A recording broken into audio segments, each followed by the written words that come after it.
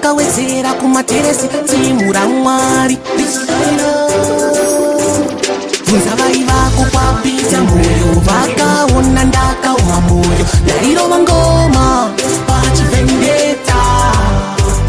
Giraundi rese ndakasiya rongochema, apa ini ndaenda chinzi dzosaivhendeta. Ndakanga ndakadiresa pachisaladi, ndakarova white not colors, ndichirutsa moto kunge muganazi. Ndaida kupuruvha tumabharanzi, ndaipenga unge ndamwa musomotia. Ndichirova ndimi dzechiarabhia, esgoro shuku raskalaria, kiraudhi rese richiti giroria. Ndakapefoma pachango pabhefu, taimu yandakajambira pastage, kiraudhi racho rakanga riri heavy, mhere yakawedzera kumateresi. Bvunza vai vako kwapita moyo, vakaona ndakaoma moyo, ndairova ngoma pachivhendeta. Giraundi rese ndakasiya rongochema, apa ini ndaenda shinzi dzosaivhendeta.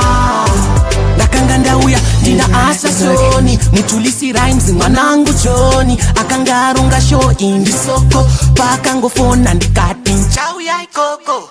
Vamwe sisi vanga vane siketi yecheki-cheki, ndo vakatanga kujambira pastage, vachida kundiruma kubvisa kana sheti. Ndikati maya timu raMwari rakafaya, bvunza mulambo kuti kwaifaya, kana kubvunza mukoma richifaya.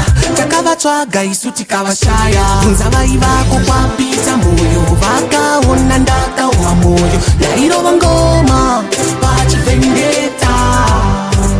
Giraundi rese ndakasiya rongochema, apa ini ndaenda chinzi dzosaivhendeta.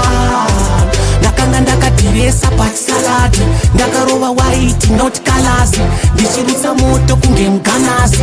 Ndaida kupuruvha tumabharanzi, ndaipenga unge ndamwa musomotia. Ndichirova ndimi dzechiarabhia, esgoro shuku raskalaria, kiraudhi rese richiti giroria. Ndakapefoma pachango pabhefu, taimu yandakajambira pastage, kiraudhi racho rakanga riri heavy, mhere yakawedzera kumateresi. Bvunza vai vako kwapita moyo, vakaona ndakaoma moyo, ndairova ngoma pachivhendeta. Giraundi rese ndakasiya rongochema, apa ini ndaenda shinzi dzosaivhendeta. Ndakasiya rongochema, ndaenda dzosaivhendeta.